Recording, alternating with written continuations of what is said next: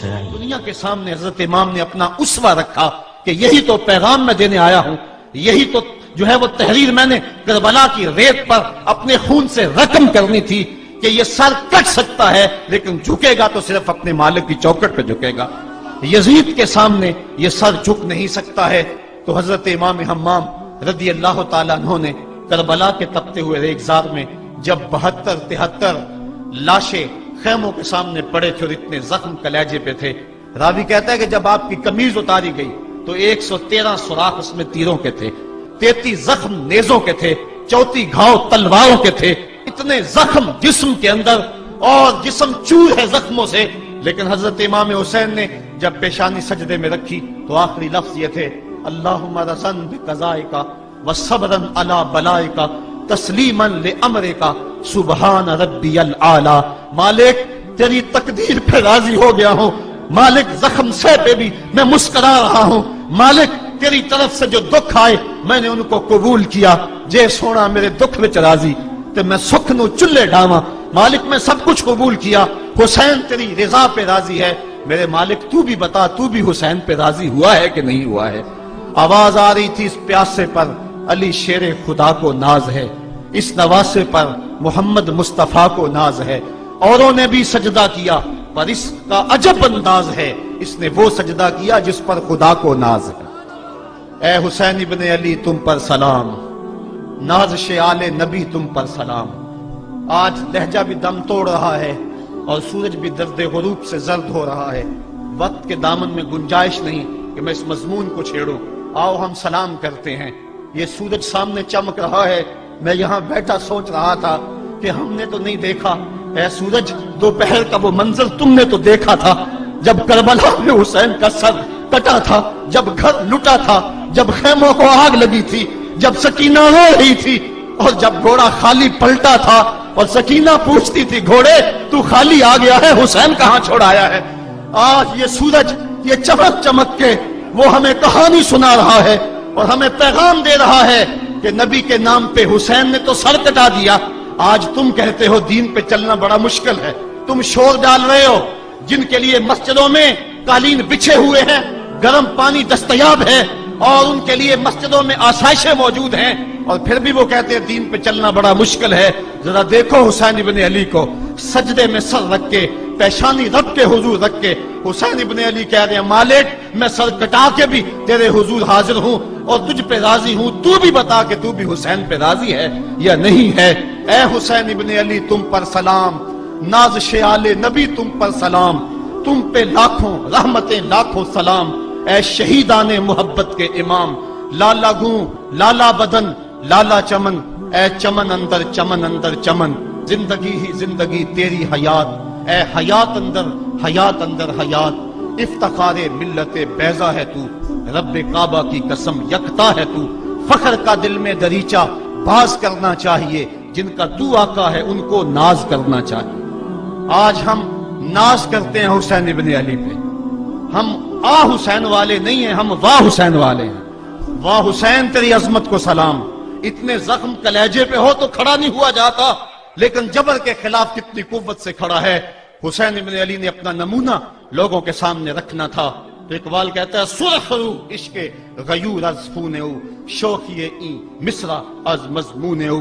یزید مٹ گیا، یزید کا نام مٹ گیا، اس کا تشخص مٹ گیا، حسین کل بھی زندہ تھا، حسین آج بھی زندہ ہے۔ مرتا تو وہ ہے جس کی فکر مر جائے، مرتا تو وہ ہے جس کا نصب العین مر جائے، مرتا تو وہ ہے جس کا مشن ختم ہو جائے۔ حسین کا نصب العین زندہ، حسین کی فکر زندہ، حسین کا مشن زندہ، حسین زندہ، حسین کا نانا بھی زندہ۔ آج بھی ہزاروں کروڑوں اربوں انسان حسین کا نام لے کے جی رہے ہیں۔ میں کہتا ہوں اگر کوئی یزید کا نام بھی لیتا ہے تو وہ سر جھکا کے دیتا ہے۔ کیسا تمہارا لیڈر ہے جس کا نام لیتے ہوئے بھی تمہیں شرم آتی ہے؟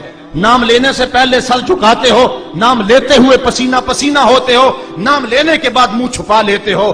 تمہیں اپنے قائد اور اپنے لیڈر کا نام لیتے بھی شرم آتی ہے، اور جب ہمارے لبوں پہ نام حسین آتا ہے ہمارا قد اونچا ہو جاتا ہے، ہمارا سر فخر سے بلند ہو جاتا ہے۔ فخر کا دل میں دریچہ باز کرنا چاہیے، جن کا تو آقا ہے ان کو ناز کرنا چاہیے۔ تو حسین ابن علی نے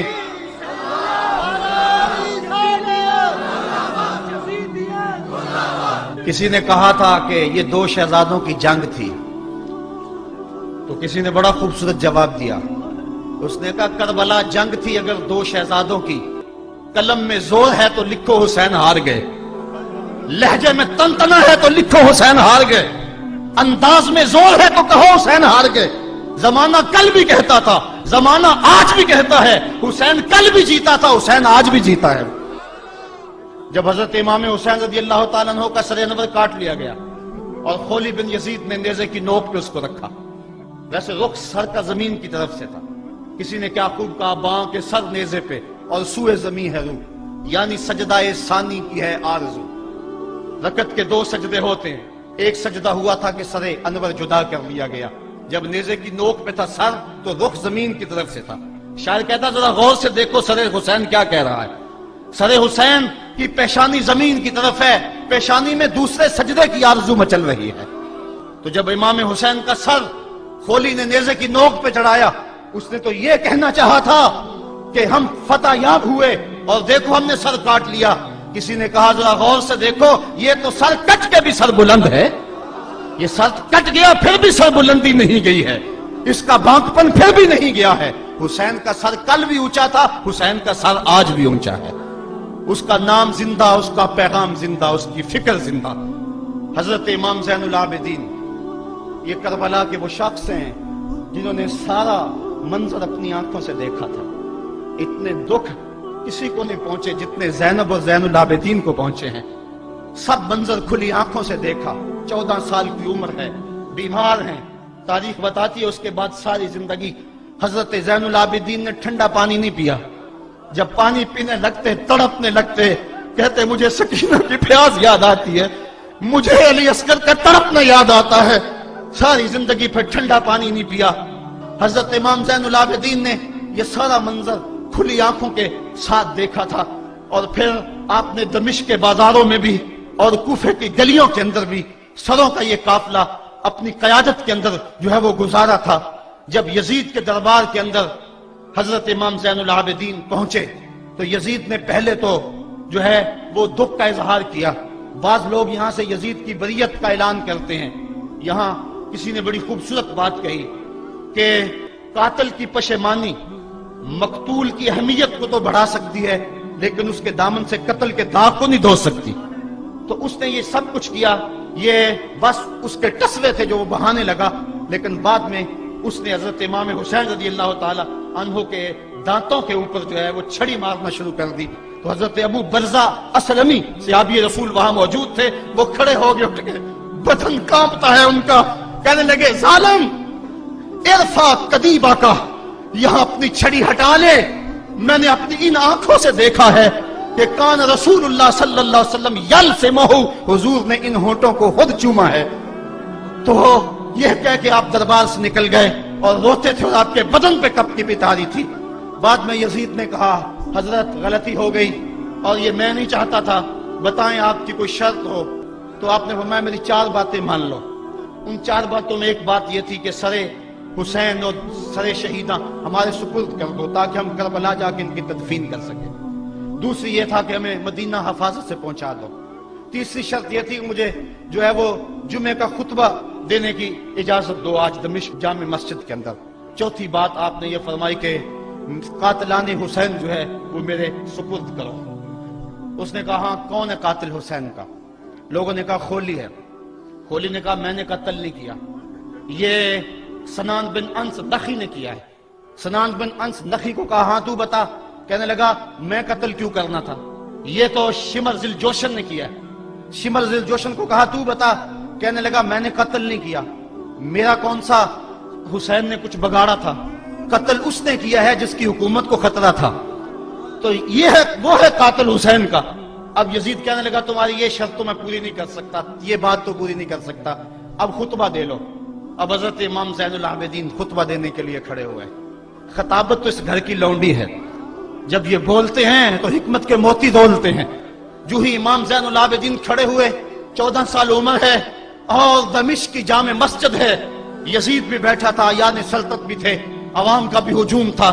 جب آپ نے خطبہ شروع کیا لوگ زار و قطار رونے لگے اور آپ نے اہل بیت کے مناقب جب لوگوں کے سامنے رکھے تو یزید گھبرا گیا کہ کہیں لوگ میرے گریبان تک نہ پہنچے. اس نے مؤذن کو اشارہ کیا جلدی جلدی اذان پڑھو. تو جب اس نے کہا اللہ اکبر اللہ اکبر تو حضرت شہزادہ زین العابدین نے کہا کہ اس کے اندر کوئی شک نہیں کہ اللہ سب سے بڑا ہے.